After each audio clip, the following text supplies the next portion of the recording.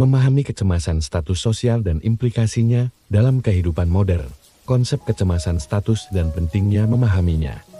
Kita akan membahas secara mendalam fenomena kecemasan status atau dalam istilah Inggris disebut status anxiety, sebuah kondisi psikologis yang berkaitan erat dengan perasaan gelisah dan khawatir tentang posisi sosial seseorang dalam masyarakat. Istilah ini dipopulerkan oleh seorang filsuf kelahiran Swiss, Alain de Botton, yang dikenal dengan pendekatan filsafatnya yang humanistik dan membumi, berupaya memahami bagaimana kecemasan terkait status sosial memengaruhi kehidupan modern. Kecemasan status bukan hanya soal ingin dihargai, tetapi juga soal rasa takut, tidak dianggap penting, atau diremehkan oleh orang lain. Ini merupakan tema yang sangat relevan di zaman sekarang, di mana tekanan masyarakat terhadap pencapaian, kekayaan, dan jabatan sangat kuat dan berdampak luas pada kesehatan mental dan sosial individu. Konsep kunci yang akan dijelaskan meliputi status anxiety, kecemasan status, ketakutan kronis tidak dihargai secara sosial, lovelessness, kurangnya kasih sayang, kekurangan cinta dan perhatian sebagai sumber kecemasan. Expectation, harapan yang tinggi, ekspektasi yang tak realistis memicu tekanan dan kekecewaan. Meritokrasi, sistem yang menilai keberhasilan berdasarkan usaha dan bakat, namun juga menimbulkan konsekuensi psikologis. Snobbery, penilaian dangkal, menilai orang hanya dari satu aspek, seperti kekayaan atau jabatan. Dependensi sosial, ketergantungan pada validasi sosial dan komentar orang lain. 5 solusi utama untuk mengatasi kecemasan status, filsafat, seni, politik, agama, dan gaya hidup bohemia. Memahami kecemasan status dan dampaknya. Apa itu kecemasan status? Kondisi ini membuat seseorang terus-menerus khawatir tentang bagaimana pandangan sosial terhadap dirinya, apakah ia diterima atau diremehkan. Alain de Botton mendefinisikan status anxiety sebagai perasaan gelisah dan takut tidak dihargai atau dianggap rendah dalam masyarakat. Ciri-ciri umum penderita status anxiety: terobsesi dengan komentar orang lain, terutama kritik negatif, rasa malu terhadap diri sendiri, pekerjaan, atau gaya hidup. Minder ketika bertemu orang yang dianggap sukses, selalu merasa belum cukup dan takut gagal. Menyembunyikan kegagalan dan ketidaksempurnaan diri. Dampak negatif kecemasan status. Kecemasan status membawa dampak luas yang memengaruhi mental, sosial, dan spiritual. Secara mental, memicu depresi, kecemasan, rasa rendah diri, dan penutupan diri. Ini menunjukkan bagaimana status anxiety memengaruhi keputusan hidup dan prioritas. Secara sosial, menimbulkan persaingan tidak sehat, iri, dengki, dan rasa kesepian. Secara spiritual, membuat hidup tidak autentik karena penuh pencitraan dan keinginan pamer. Contoh nyata adalah orang yang rela menahan lapar selama sebulan demi membeli HP merek terbaru demi gengsi. Bukan fungsi faktor penyebab kecemasan status dalam masyarakat. Kondisi sosial dan masyarakat korup. Menurut Alain de Botton, masyarakat yang tidak adil dan korup memperkuat kecemasan status. Dalam masyarakat seperti ini, status tinggi hanya bisa diperoleh melalui kekayaan dan jabatan. Orang biasa-biasa saja cenderung diabaikan dan tidak dihormati. Ketidakadilan, nepotisme, dan penyalahgunaan kekuasaan menimbulkan ketidakpercayaan pada sistem kolektif. Individu menjadi egois dan fokus pada pencapaian pribadi, meninggalkan semangat gotong royong. Kutipan menarik dari de Botton: "Brainward corupt the community.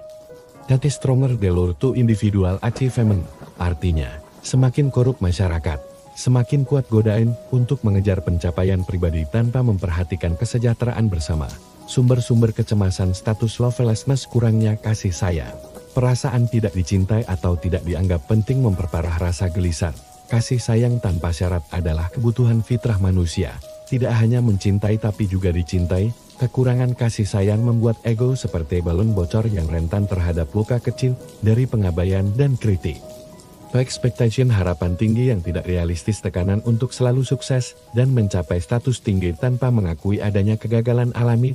Masyarakat modern mengajarkan bahwa kegagalan adalah kesalahan pribadi, bukan bagian dari proses hidup. Harapan yang tidak realistis menyebabkan stres dan kekecewaan berlebihan. Meritokrasi dan konsekuensinya: sistem meritokrasi menilai orang berdasarkan usaha dan kecerdasan, namun menganggap kegagalan sebagai kesalahan pribadi. Ini menghilangkan ruang untuk belas kasihan dan empati. Muncul pandangan bahwa orang kaya dan sukses adalah orang baik dan rajin, sedangkan yang gagal adalah orang malas atau bodoh. menimbulkan rasa malu dan rendah diri bagi yang tidak mencapai status tinggi. Snobbery, penilaian dangkal dan penyempitan nilai. Menilai seseorang hanya dari satu aspek, seperti kekayaan, jabatan, atau status sosial. Fenomena ini membuat orang merasa minder jika tidak memenuhi kriteria yang dihargai masyarakat. Istilah ini berasal dari tradisi di Inggris abad tahun 1820-an. Menggambarkan sikap menolak dan merendahkan orang biasa oleh kalangan bangsawan. Dependensi sosial, ketergantungan, ada validasi orang lain, ketergantungan berlebihan pada pujian dan kritik dari orang lain, membuat identitas rapuh, kehilangan otonomi batin dan kebebasan memilih jalan hidup sendiri. Contohnya, seseorang yang memilih jurusan kuliah, bukan karena keinginan sendiri, melainkan karena tekanan dan ekspektasi sosial. Solusi mengatasi kecemasan status 1.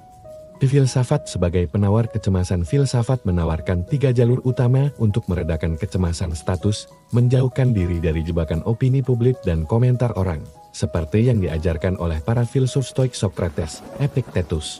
Mengubah mindset tentang arti kesuksesan dan kebahagiaan, menegaskan bahwa kebahagiaan sejati tidak bergantung pada status sosial, melainkan pada persahabatan, kesederhanaan, dan bebas dari rasa takut. Epicurus mengkritik nilai-nilai sosial yang palsu dan rapuh, serta mengingatkan bahwa kebahagiaan bukan tentang menumpuk harta atau jabatan. Filsafat mengajarkan kita untuk menjadi kritis dan mandiri dalam menilai diri dan lingkungan.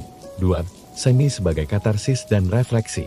Seni memiliki peran penting dalam mengatasi kecemasan status melalui daya katarsis. Seni mengangkat martabat orang biasa dan pekerja keras yang sering terpinggirkan dalam masyarakat, menggambarkan absurditas status sosial dan menertawakan kehidupan glamor yang rapuh dan penuh tekanan. Membantu kita merasa tidak sendirian dalam penderitaan, memberikan validasi emosional dan kelegaan batin. Contoh nyata adalah mendengarkan lagu, menonton drama, atau membaca sastra yang dapat mengurangi stres dan membuat hati lebih ringan. 3. Politik sebagai kesadaran dan perjuangan. Politik dapat menjadi solusi dengan cara menyadarkan kita bahwa sistem sosial dan ketidakadilan adalah hasil keputusan manusia, bukan kodrat pribadi, menegaskan kesetaraan semua warga negara di mata hukum dan martabat, memberi jalan untuk melawan ketidakadilan dan memperjuangkan perubahan sistemik melalui partisipasi politik. Ini mengurangi beban pribadi karena kegagalan dianggap akibat sistem yang tidak adil, bukan semata kesalahan individu. 4. Agama sebagai sumber ketenangan dan keadilan spiritual. Agama menyumbang solusi penting, menegaskan semua manusia setara di hadapan Tuhan, dengan hierarki berdasarkan ketakwaan, bukan kekayaan atau jabatan, membalik hierarki sosial, memberi penghormatan khusus kepada yang terhina dan tertindas, menyatakan bahwa hanya Tuhan yang berhak menilai manusia, bukan sesama manusia. Ciri-cirinya, memberikan cinta tanpa syarat yang tidak tergantung pada pencapaian atau status. Konsep ini menenangkan hati dan menguatkan identitas spiritual yang otentik. 5. Bohemia, gaya hidup alternatif bebas tekanan sosial. Kelompok bohemia terdiri dari seniman, penyair, dan orang yang menolak norma sosial mainstream, menolak standar konvensional tentang keberhasilan yang berfokus pada uang, jabatan, dan reputasi, mengutamakan kejujuran, kebebasan, kreativitas, dan kesetiaan pada hati nurani. Yang membentuk komunitas tandingan dengan norma dan nilai berbeda dari masyarakat umum, memilih tidak berpartisipasi dalam perlombaan status sosial, dan menikmati hidup apa adanya. Mereka menjadi contoh nyata bagaimana hidup tanpa tekanan status sosial dapat membawa kebahagiaan.